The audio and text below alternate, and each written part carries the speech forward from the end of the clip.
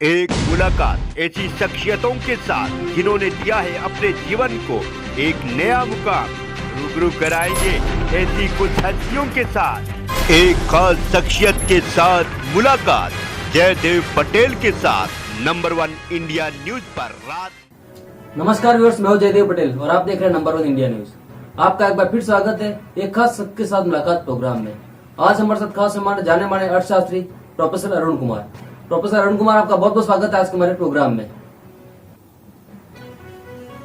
Professor Arun Kumar, आपसे मेरा पहला सवाल है कि गरीब और गरीब हो रहा है, बेरोजगारी व्यापक विकराल रूप धारण करती जा रही है, महंगाई दस्तक दे रही है और चुनाव में ये मुद्दे नहीं है। तो ऐसा है कि जो चुनाव होते हैं वो कोई एक मुद्दे पे नहीं होते हैं, उसमें बहुत सारी चीजें आती हैं।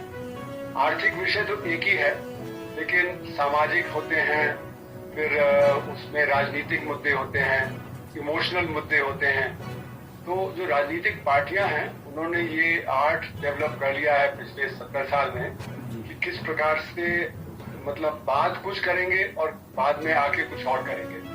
तो अगर आप मैनिफेस्टो देख लें तो सब तरह के प्रोमिसेस होते हैं मैनिफेस्टो में। वो रोजगार भी देने की बात करते हैं, गरीब को जो गरीबी खत्म करने की बात बताते हैं, किसानों को किसानों की बात बताते हैं, महिलाओं को महिलाओं की बात बताते हैं, और फिर जब सत्ता में आते हैं तो वही करते हैं जो उनके जो आर्थिक जो होते हैं, जो बैकर्स होते हैं, जो उनके मनी बैग्स होते हैं जिनसे पैसा लेके वो चुनाव लड़ते हैं। तो इसलिए जो मुद्दे हैं वो कुछ और होते हैं, और जब सरकारें जो आती हैं तो वो कुछ और मुद्दों पे ध्यान देती हैं। तो ऐसा नहीं है कि इस समय कोई भी पार्टी रोजगार पे नहीं बात करेगी, ऐसा नहीं कि कोई भी पार्टी किसानों की बात नहीं करेगी, सब करेंगे, सब कहेंगे बहुत अच्छा हम करेंगे जब आएंगे सत्ता में। लेकिन वो होता नहीं है। अगर 70 साल में जितने इलेक्शन हुए हैं उनमें जितने प्रोमिसेस किए गए हैं वो सारे प्रोमिसेस कर लिए गए पूरे, तो फिर आज देश बहुत ही खुशहाल देश होता।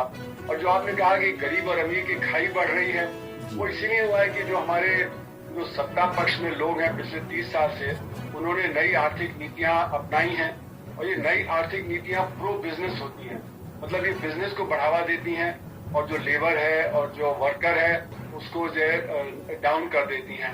तो ये आर्थिक जो क्षमता बढ़ी है खासकर पिछले 30 साल में। ऐसा नहीं कि विषमता पहले नहीं थी, पहले भी थी, लेकिन सन 91 के बाद जब से नई आर्थिक नीतियां तो ये बहुत तेजी से बढ़ी है। और उसके पीछे वजह ये है कि इनके पीछे सप्लाई साइड इकोनॉमिक्स माना जाता है। सप्लाई साइड इकोनॉमिक्स मतलब है कि बिजनेस को कंसेशन दीजिए जिससे कि बिजनेस इन्वेस्ट और करे। तो लेकिन जब बिजनेस को आप कंसेशन देते हैं तो फिर जो पब्लिक सर्विसेज वगैरह होती हैं वो कमजोर पड़ जाती हैं। जैसे कि अभी कॉर्पोरेट टैक्स रेट को काटा गया तो फिर जब टैक्स कलेक्शन कम हो गया तो उसका असर होता है कि फिर शिक्षा पे, स्वास्थ्य पे, पीने के पानी पे, महिलाओं पे, बच्चों पे जो खर्च होता है वो उसमें कटौती हो जाती है। जितना खर्च होना चाहिए उतना नहीं होता है। और ये पैंडेमिक के दौरान तो हमने देखा और भी ज्यादा परेशानी बढ़ गई, क्योंकि पैंडेमिक के दौरान तो जो लॉकडाउन हुआ उसमें असंगठित क्षेत्र बड़ी बुरी तरह से जो पिट गया है, और जो संगठित क्षेत्र है वो बहुत अच्छा कर रहा है। स्टॉक मार्केट में लोगों की वेल्थ बढ़ गई, स्टॉक मार्केट जितना बढ़ा है उतना तो पहले कभी बढ़ा ही नहीं था। तो एक तरफ जो अमीर है वो और अमीर हो गया क्योंकि उसकी वेल्थ बढ़ गई है, स्टॉक मार्केट की वेल्थ। और संगठित क्षेत्र अच्छा कर रहा है, वहां पे उसके जो दखलंदाजी होती है। और जो असंगठित क्षेत्र है जहाँ पे गरीब है वो और जो परेशानी के दौर में आ गया। इसलिए ये जो सरकार ने जो नीतियां अपनाई हैं, जो आत्मनिर्भर भारत पैकेज है, वो और ज्यादा सप्लाई साइड पे आधारित है। वहाँ पे प्राइवेटाइजेशन की बात है, किसानों के 3 बिल जो लागू करने की बात थी, लेबर कोड की बात थी, और ये सारी चीजें जो आम आदमी है उसके खिलाफ जाती हैं। इसीलिए आज देखिए इन्फ्लेशन इतना तेज हो गया है, जो मतलब एक तरफ जो लोगों का नौकरी चली गई, उनका रोजगार चला गया, उनके जो आमदनी कम हो गई, और दूसरे ऊपर उनके ऊपर महंगाई की मार पड़ रही है। तो यानी कि दोहरी मार है जो गरीब आदमी पे, और इसीलिए खाई बढ़ती चली जा रही है। लेकिन प्रोफेसर अरुण कुमार, मेरा इसी को जोड़ते सर मेरा आगे एक और मैं आपसे सवाल करता हूँ जी। प्रोफेसर अरुण कुमार, स्टेट के पास लिमिटेड पैसा है, केंद्र कहता है हमारे पास कौन सा अलाउद्दीन का चिराग है, आम आदमी के पास मनी प्लांट लगा हुआ है क्या? इनडायरेक्ट टैक्सेस से डाका आप मारते रहिए, कॉर्पोरेट टैक्सेस को घटा दीजिए, उनको छूट मिलेगी। सुपर इस पर जो लग्जरी टैक्स लगता था उसको भी आपने हटा दिया कहीं न कहीं। 1% टैक्स भी अगर लगा दिया जाए, अलग अलग आंकड़े हैं जो, तो आधी समस्या वैसे खत्म हो जाएगी। अमीर के प्रति दरिया दिले, गरीब के प्रति एक भी रियायत नहीं, ऐसा क्यों? देखिए, जैसे आपने कहा कि स्टेट एक बहाना बनाता है कि हमारे पास संसाधनों की कमी है, जी लेकिन देश में संसाधनों की कमी नहीं है। आपको आपकी पॉलिटिकल विल क्या है, आप किस तरह से टैक्स लेना चाहते हैं, रिसोर्सेज रेज करना चाहते हैं और किस प्रकार से खर्च करना चाहते हैं। जी तो हमारे देश में काले धन की अर्थव्यवस्था बहुत बड़ी है। मेरे अनुसार वो 60% है। अगर हम टैक्स लगा पाते, अगर ये काले धन की अर्थव्यवस्था खत्म कर देते और इस पे टैक्स हम इकट्ठा करते तो 24% जीडीपी का ये अतिरिक्त टैक्स आ जाता। अभी तो हम 17% देते हैं, जिसमें 5.5% आता है डायरेक्ट टैक्स से, यानी इनकम टैक्स, कॉर्पोरेशन टैक्स वगैरह से, और बाकी जो 11.5% है वो आता है आपके इनडायरेक्ट टैक्स से, जो कि रिग्रेसिव होता है, जो कि गरीब आदमी पे, उसके कंजम्पशन पे असर करता है। तो हमारे यहाँ शुरू से ये हुआ है कि इनडायरेक्ट टैक्स पे ज्यादा निर्भर किया गया है, जो गरीब आदमी पे करता है, और जो डायरेक्ट टैक्स है वो कम आता है क्योंकि लोग टैक्स नहीं देते हैं, टैक्स की चोरी होती है, और सत्ता में भी वही लोग होते हैं तो वो उस पर लगाम नहीं लगाते कि अगर टैक्स की चोरी पे लगाम लगा दी जाए तो कोई संसाधनों की कमी नहीं है। आज 16.5-17% पे हमारा टैक्स जीडीपी रेशियो दुनिया में सबसे कम है, एक तरह से गरीब देशों की संख्या में भी कम है। जहाँ पे ज्यादातर जो डेवलपिंग कंट्री हैं उनमें 8, 9, 10% डायरेक्ट टैक्स जीडीपी रेशियो होता है, हमारे यहाँ 5.5% है। और जो उन्नत कंट्रियां देश हैं वहाँ पे तो 22-24% डायरेक्ट टैक्स से आता है। तो हम कर सकते हैं अगर हम वेल्थ टैक्स करें, इनकम टैक्स ढंग से लगाएं, कॉर्पोरेशन टैक्स ढंग से लगाएं, स्टेट ड्यूटी लगाएं वगैरह। लेकिन हमने धीरे धीरे वेल्थ टैक्स को खत्म कर दिया, स्टेट ड्यूटी को खत्म कर दिया, तो फिर असमानता बढ़ेगी और फिर सरकार कहेगी हमारे पास रिसोर्सेज नहीं है।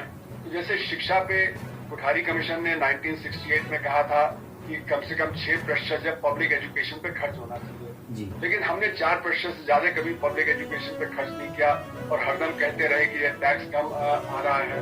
तो अगर ये काले धन की अर्थव्यवस्था पे हम अंकुश लगा पाए और ये 24% टैक्स जीडीपी रेशियो अतिरिक्त जो इकट्ठा करना चाहिए था वो इकट्ठा कर पाते, तो हम 6% के हम तो 10% पे भी जा सकते थे।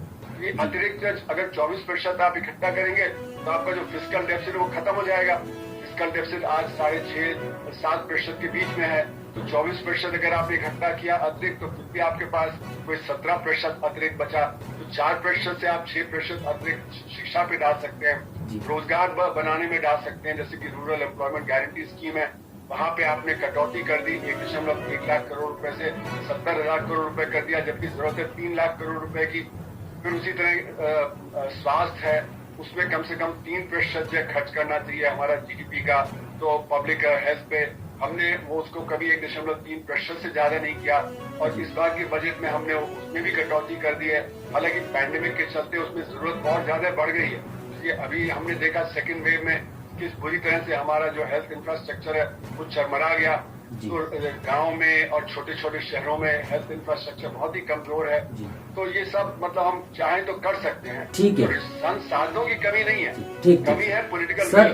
प्रोफेसर अरुण कुमार, आपसे एक क्लोजिंग क्वेश्चन है कि देखिए समस्या है और ये सबको पता है कि समस्या क्या है, लेकिन उनको डायरेक्टली एड्रेस करने के बजाय आप बेरोजगारी को एड्रेस नहीं करते हैं। आप 5 किलो अनाज दे देंगे, महंगाई को आप एड्रेस नहीं करेंगे, आप मुफ्त में गैस दे देंगे। तो सारा खेल तो यहाँ से हो रहा है ना, पैसे का तो इस्तेमाल हो रहा है, पैसा खर्च भी हो रहा है, लेकिन क्या वो पैसा सही मायने में खर्च हो रहा है क्या?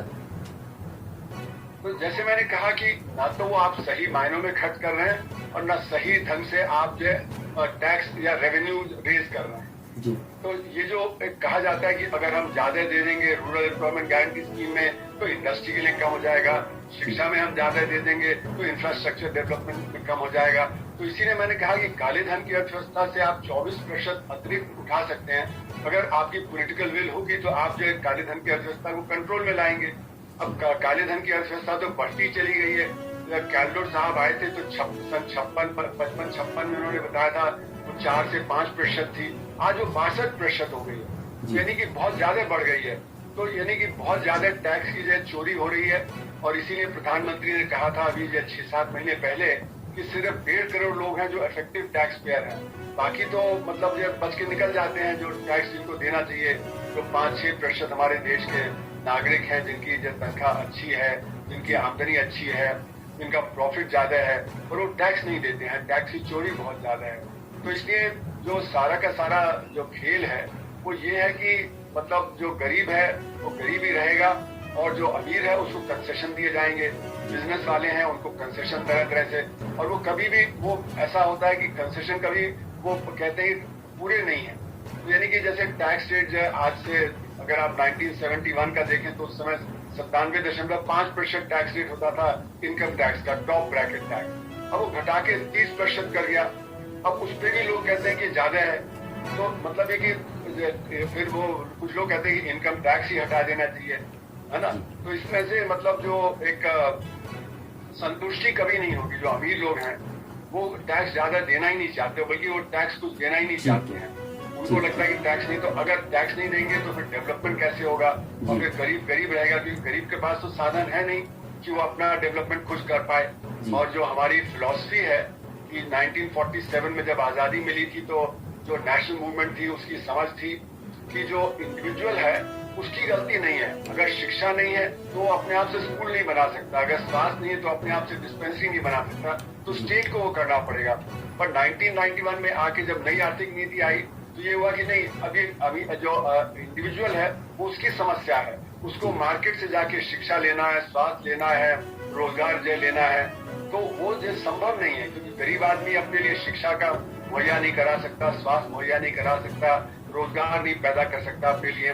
तो स्टेट का होना जरूरी है, लेकिन अब स्टेट रिट्रीट कर गया है, सारा कुछ प्राइवेट बिजनेस पे निर्भर कर रहा है। और प्राइवेट बिजनेस में वो क्षमता नहीं है, या वो ये कहना चाहिए विल नहीं है कि वो ये सब करे।